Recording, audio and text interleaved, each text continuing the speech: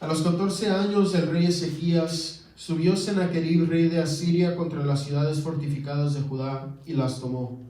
Entonces Ezequías, rey de Judá, envió a decir al rey de Asiria que estaba en Laquis: yo he pecado, apártate de mí y haré todo lo que me impongas.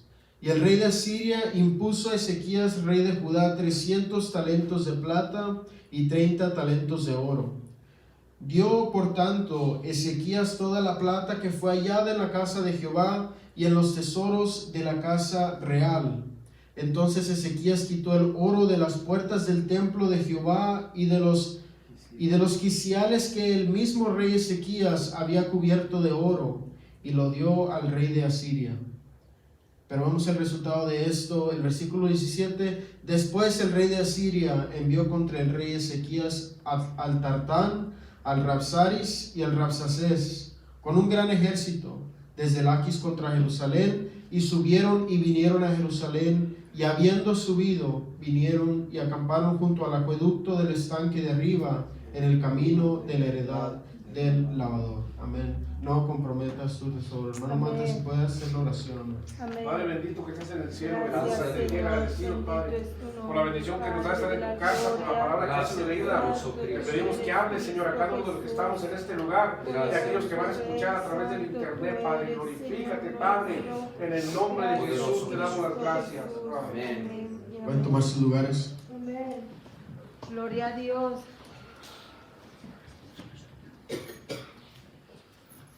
Vemos, amén, cuando estudiamos el reinado de Ezequías, como el hermano Isaac predicó hace no mucho tiempo, que Ezequías fue un rey excepcional en el reino de Judá.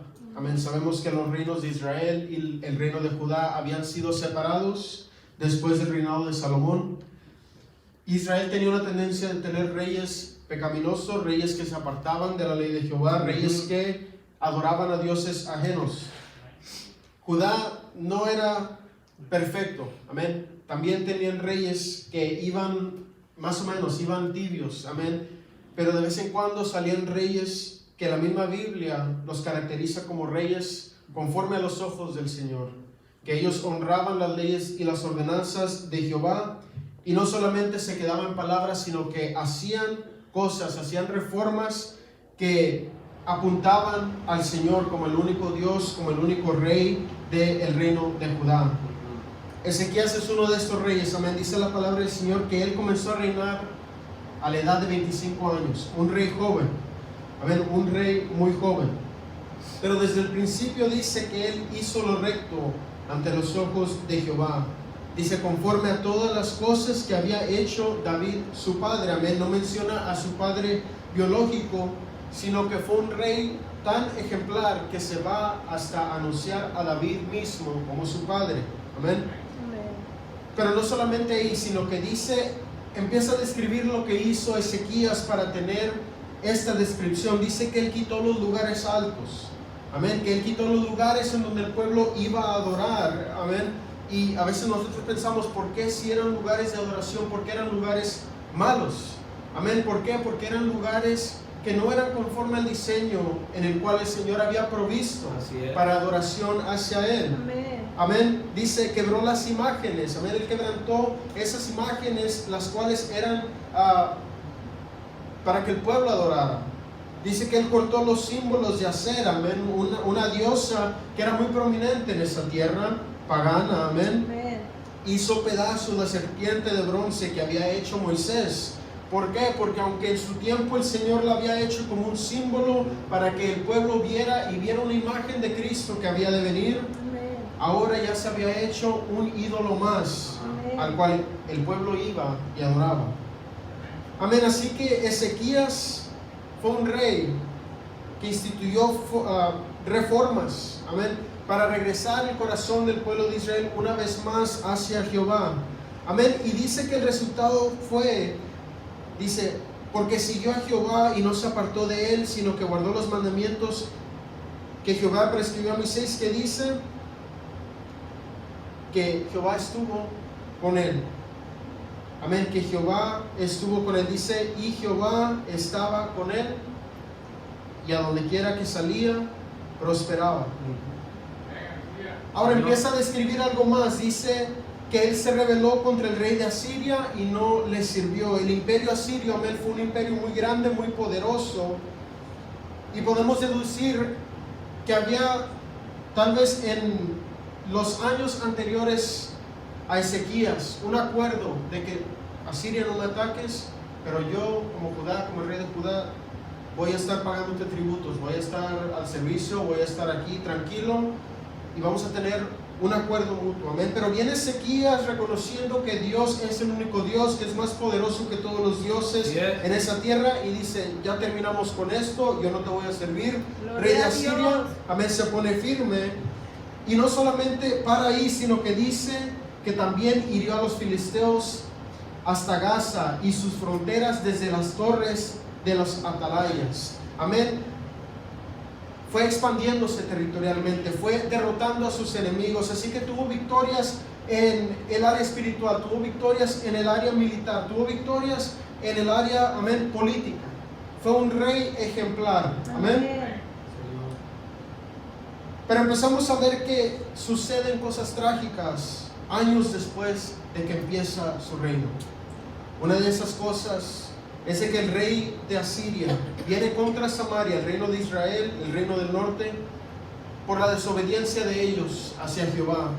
Y él toma la ciudad, toma la región, toma a todos los ciudadanos, los israelitas los toma, los lleva cautivos, y dice que los lleva a una tierra en Asiria. Y de ahí no se oye más de este pueblo de Israel.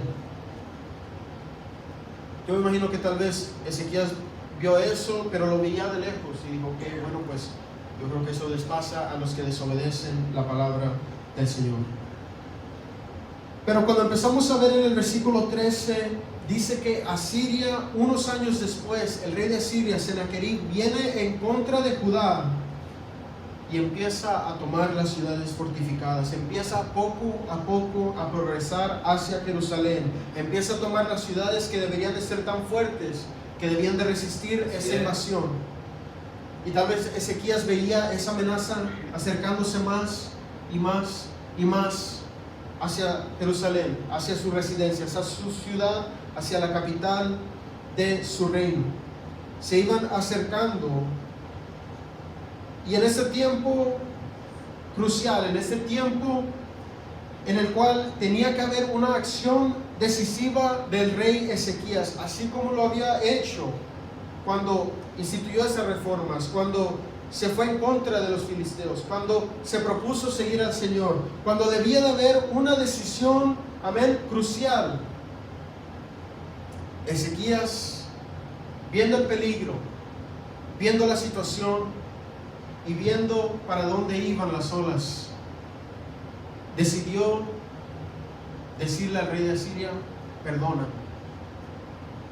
El rey que sabía que solamente Dios era el Dios sobre todos los dioses, sobre todos los reyes, al ver el peligro decidió decirle a un rey, a un hombre, perdóname, he pecado contra ti. Y le dice, ¿qué quieres que te dé? Prácticamente le está diciendo, ¿qué quieres? ¿Qué necesitas de mí para que me dejes en paz? ¿Qué puedo darte para que me dejes en paz, para que no vengas contra mí? Amén. Y en esto Ezequías está declarando, si tú vienes contra mí, yo pierdo. Yo no tengo con qué ir contra ti, así que dime qué tengo que hacer para que tú me dejes en paz. Había visto Ezequías las ciudades caer, había visto el reino de Israel caer, y tal vez él había dicho, yo no quiero ser como ellos. Amén. Así es. Le dice, lo que quieras, yo lo haré. En ese momento crucial, lo que quieras, yo lo haré para que me dejes en paz. Y Sennacherib le dice, ok, dame esta suma de dinero, dame esta suma de oro. Y él rápidamente lo junta. Lo toma no solamente del tesoro real, sino que lo empieza a sacar de la casa de Jehová. Empieza a entrar a la casa de Jehová, amén, de ese Dios en el cual él había puesto su confianza. Amén. Entra, saca el tesoro de ahí. Entra y empieza a desacrar, amén, en cierto modo, lo que él mismo había hecho, las obras que él mismo había hecho. Saca el oro de ahí, amén, y dice, yo sé que esto era dedicación para Jehová, pero ahora lo tengo que dar al rey de Asiria para que me deje en paz. Amén. Él decidió comprometer el tesoro que aún había en la casa de Jehová conforme y con que él, el rey de Asiria, lo dejara en paz. Pero lo trágico del caso, amén, es de que no para aquí la historia, sino que después de esto leemos que Sinaquerib no tomó el dinero y dijo, muy bien, estamos a cuenta, no hay problema. Sino que dice que él tomó el dinero, lo recibió y dice que mandó como quiera los ejércitos que él tenía a su disposición en contra de Jerusalén. Así es. El rey Ezequías comprometió lo que él tenía. Él entregó el tesoro que había en la casa de Jehová, pero aún así Sinaquerib, que había venido contra él, fue contra él. No se detuvo, siguió haciendo guerra contra él. Ezequías tal vez pensó que ese iba a ser el final del caso, amén, que iba a haber paz en la región de Judá y que él no iba a ser como el reino de Israel. Él pensó que la mejor opción era comprometer el tesoro que había en la casa de Jehová a cambio de paz. Amén. Cuando viene a acampar el rey de Asiria, dice que manda al Rabsacés, amén, es el hombre más prominente. Y estudiando vemos que esto no era un nombre sino un título. Había mandado a un capitán, al capitán de su ejército. Y cuando llega, empieza a hablar en contra del pueblo de Israel, empieza a hablar en contra de Ezequías. No quiero extenderme mucho, pero vemos que habla contra él en tres maneras. Número 19, versículo 19, vemos que el Rabsacés le dice, así dice el gran rey de Siria, ¿qué confianza es en esta en que te apoyas? Dices, pero son palabras vacías. Consejo tengo y fuerzas para la guerra, mas ¿en qué confías que te ha revelado contra mí? Le dice, primero, tú no tienes fuerzas para ponerte contra mí. Y si eso fuera poco, más adelante le dice, si quieres, dame rehenes y yo te doy 2,000 caballos, yo te doy miles de caballos. Eso era una burla, le estaba diciendo, aunque yo te dé el ejército que necesitas, tú no puedes conmigo. Simplemente no puedes conmigo. Número 2 le dice, he aquí que confías en este báculo de caña cascada en Egipto, el cual si alguno se apoyare, se le entrará por la mano y la traspasará. Primero le dice, tú no puedes conmigo. Segundo le dice, ¿confías en alguno de tus amigos? ¿Confías en algún aliado? ¿Confías en alguien que te va a ayudar? No viene nadie a ayudar. Primero le dice, tú no puedes conmigo. Segundo le dice, tus aliados no pueden conmigo. Y crucialmente, tercero le dice, y si me decís, versículo 22, nosotros confiamos en Jehová nuestro Dios. ¿No es este aquel cuyos lugares altos y altares ha quitado Ezequías y ha dicho a Judá y a Jerusalén, delante de ese altar adoraréis en Jerusalén? Le dice, si tú me dices, confiamos en Jehová, yo no te creo. Y no es cierto, y aunque fuera cierto, Jehová no puede hacer nada en contra de nosotros. Así que Ezequías pensó que él podía hacer paz con él, entregando lo que él había pedido, pero en vez siguió el ataque, y si eso fuera poco, se intensificó en que le empezó a tratar de quitar la moral, le empezó a tratar de desanimar. Dice, tú no puedes conmigo, tus aliados no pueden conmigo, y el Dios que tú sirves no pueden conmigo. El resultado de eso fue, en vez de paz, de que Ezequías empobreció a Judá, y empobreció y sacó el tesoro del templo del Señor. Y número 2, que endureció el ánimo de Asiria en contra de Ezequías. Yo creo que en vez de pensar, bueno, hay paz, el rey de Asiria a lo mejor pensó, si el rey está tan dispuesto a darme lo que yo quiera, con tal de darle paz yo, eso significa que no puede conmigo. Así que con más razón voy contra esa ciudad y la voy a tomar. Ezequías pensó que estaba tomando una decisión sabia, pero fue muy lejos de la realidad. Así es, amén. Y usted me dice, bueno, ¿y qué tiene un poco de historia? ¿Qué importa un poco de historia bíblica? ¿Qué podemos aprender nosotros de esto? Amén. Y la lección que yo creo que podemos aprender, hermanos, de esto. Número 1, si esto le pasó a Ezequías, amén, un hombre que estaba tan confiado en el Señor, amén, que cuando vio el peligro, cuando vio al enemigo, le dijo, no, ¿qué quieres que te dé? ¿Qué quieres que te dé para que haya paz entre nosotros? Si esto le pasó a Ezequías, hermanos, Nos puede pasar a cada uno de nosotros, le puede pasar al cristiano. ¿Y qué le quiero decir, hermanos? Que cuando el enemigo viene en contra de nosotros, en contra de nuestras vidas, en contra de la iglesia, en contra de la familia, o cuando haya circunstancias en contra de nosotros, tal vez es fácil pensar y decir, ¿qué quieres que te dé para que me dejes en paz? ¿Qué quieres que cambie de mi vida? ¿Qué te incomoda, enemigo? ¿Qué te incomoda de mí? ¿Qué quieres que yo ceda para que me dejes en paz? ¿Te estorba mi vida espiritual? ¿Le estoy sirviendo al Señor muy arduamente? Amén. Estoy orando mucho, estoy leyendo la Biblia mucho, te estoy estorbando a tu reino y por eso estás atacándome. ¿Quieres que deje de orar un poco? ¿Quieres que deje de estudiar las Escrituras un poco? ¿Quieres que deje de atender a la iglesia un poco con tal de que me dejes en paz? Yo no sé si mi mamá se acuerda, pero yo cuando estaba chiquito, una vez le dije a mi mamá, ma, a mí se me hace raro que cuando oro en las noches es cuando tengo más pesadillas. Amén. Y mi mamá me dijo, no, en vez de decir que no vas a orar, esa es la señal de que debes orar más. Amén. ¿Qué estamos dispuestos a comprometer hacia el enemigo? Amén. Cuando viene el enemigo, ese tesoro que hay en el templo de nuestra alma, estamos dispuestos a decirle al enemigo, no te preocupes, yo te doy esto, con tal de que no vengas contra mí. Gloria a Dios. No comprometas lo que tienes, amén, con la esperanza de que el enemigo te va a dejar en paz. ¿Por qué? Porque así como le pasó al rey Ezequías, el enemigo cuando tenga eso que tú le has dado, cuando tenga eso, esa concesión que tú le has dado con que lo dejes en paz, con que el enemigo lo deje en paz, va a empezar a hacer lo que hizo también el Rabsacés. Bueno, tú no puedes conmigo. Y si tienes algún hermano, alguien en el que estás confiado, pues ellos tampoco pueden conmigo, no te van a venir a ayudar. Y ese Dios a que tú sirves tampoco puede conmigo.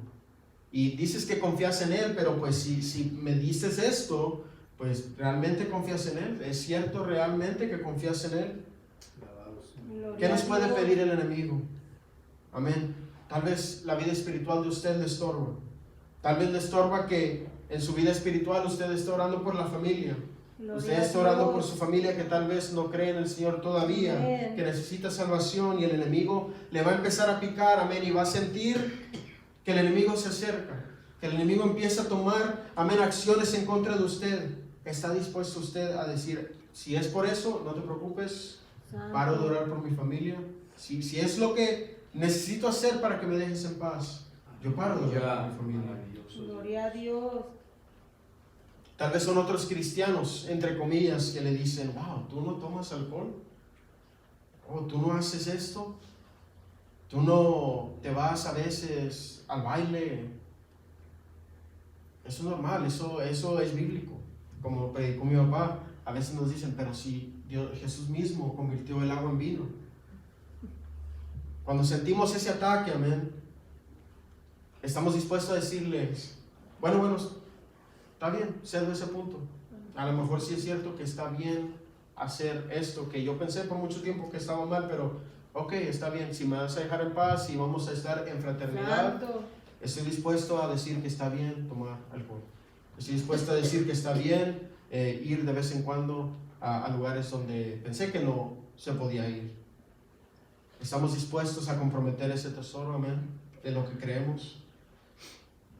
Tal vez vemos que la iglesia no está llena y puede ser tentador que el enemigo le diga al pastor, si aflojas un poco la predicación, va a llegar más gente.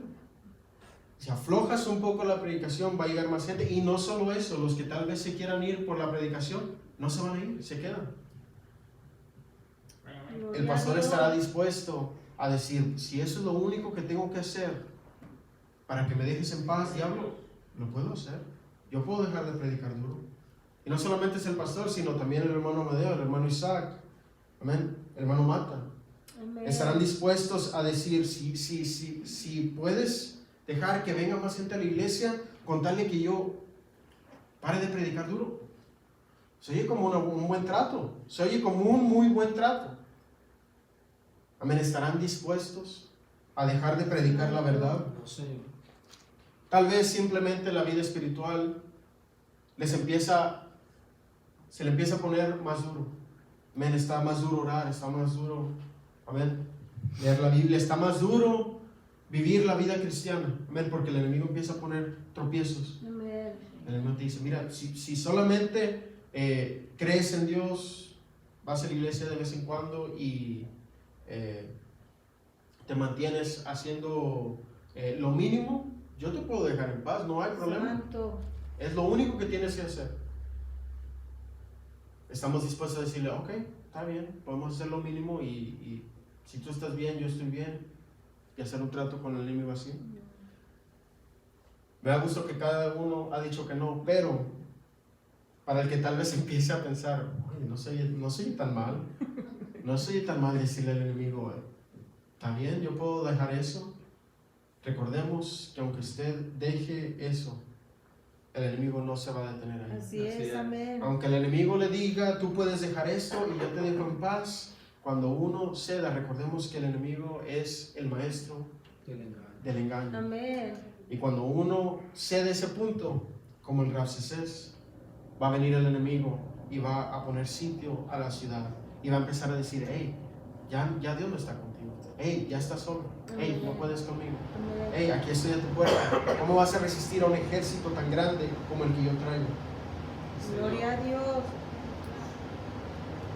Cuando comprometes, amén, en vez de haber paz, en vez de haber tranquilidad, en vez de ya no sentir el ataque del enemigo, el enemigo se va a sentir más confiado en venir en contra de usted. Sí, amén. El enemigo se va a sentir más confiado. Por eso es que la Biblia dice, no dice conceder al diablo y huirá de vosotros, no dice razonar con el enemigo y huirá de vosotros, sino que dice resistir Amén. al enemigo Gloria a Dios. y huirá Sí, de vosotros. Señor. No le entregues ese tesoro que hay en tu corazón, no le entregues ese tesoro que hay en tu vida, esa vida espiritual por la cual has trabajado y por la cual el Señor te ha sacado de donde has estado. Amén, amén. No le entregues solamente para tener un poco de paz, falsa paz de parte del enemigo.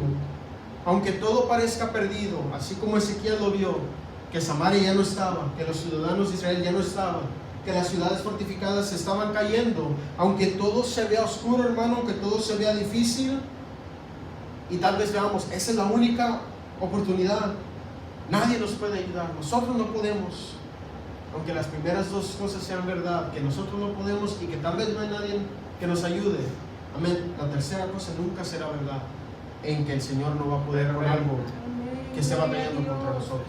Tenemos a un Dios poderoso, un Dios fuerte que siempre va a poder levantarse, amén, levantar bandera en contra de cualquier cosa que venga contra nosotros.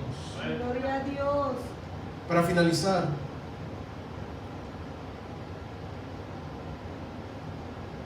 hay que dejar cierto y hay que asegurarnos que sepamos que los ataques del enemigo no siempre van a venir ferozmente, no siempre van a venir con violencia, no siempre van a venir con amenazas, no siempre van a venir viéndonos entre la pared y la espada, sino que a veces van a venir como susurros diciéndonos y haciéndonos una oferta que tal vez para nosotros se nos va a hacer buena. Amén. Amén. Y ya para finalizar, quiero que leamos en el versículo 31 al 32. Gloria a Dios. Cuando vino el ejército de Asiria, se levantó el Ramsés, se levantaron los oficiales asirios y empezaron a decirle al pueblo de Israel, les empezaron a hablar, les empezaron a decir todo esto que hemos hablado. Y los representantes de Judá le dijeron, ¿pueden hablar en lengua aramea? Porque nosotros lo entendemos, pero el pueblo no lo entiende, para que hablen directamente con nosotros. Y le dice el Ramsés, versículo 31. Amén. Les dice primero, esto no es solamente para ustedes, es para todo el pueblo, para que todo el pueblo oiga esto. Y empieza a hablar con voz más alta y en lengua que el pueblo puede escuchar. Y dice, no escuchéis a Ezequías, porque así dice el rey de Asiria, haced conmigo paz y salid a mí, y coma cada uno de su vid y de su higuera y beba cada uno las aguas de su gozo, hasta que yo venga y os lleve a una tierra como la vuestra, tierra de grano y de vino, tierra de pan y de viñas, tierra de olivas, de aceite y de miel, y viviréis y no moriréis. No oigáis a Ezequías, porque os engaña cuando dice: Jehová nos librará. ¿Qué le estaba diciendo el Ramsés? Si ustedes hacen paz conmigo, si ustedes salen de la ciudad y se rinden, ustedes no van a tener muerte, no van a tener tortura, van a tener olivos, van a tener viñas, van a tener pan, van a tener agua. Hermano, cada vez que leo un pasaje así y traigo hambre, se oye muy bueno. Se oye muy bueno cuando uno lee, wow, viñas y olivos y grano y pan y agua y tierras que fluyen leche y miel, tierras como las vuestras. Si a mí, hermano, que acabo de comer hoy mismo, hace unas horas, se me oye bueno, imagínese a un pueblo que estaba sitiado, que tal vez no ha comido, que tal vez está con el pensamiento, pues a lo mejor voy a morir. Amén. Dios puede salvarme, pero si no, pues puedo morir. Y empiezan a oír de que los enemigos le dicen: tú no tienes que morir, si sales a nosotros tú puedes tener tu viña, tú puedes tener tu pan, tú puedes tener tu casa, tu agua. Y tal vez empezaron a lamber los labios, amén, se empezaron a saborear ese pan, esa agua, amén, se empezaron a pensar en qué rico sabría todo eso. Pero lo que no hay que olvidar es de que aunque todo eso se oía muy bien, número uno,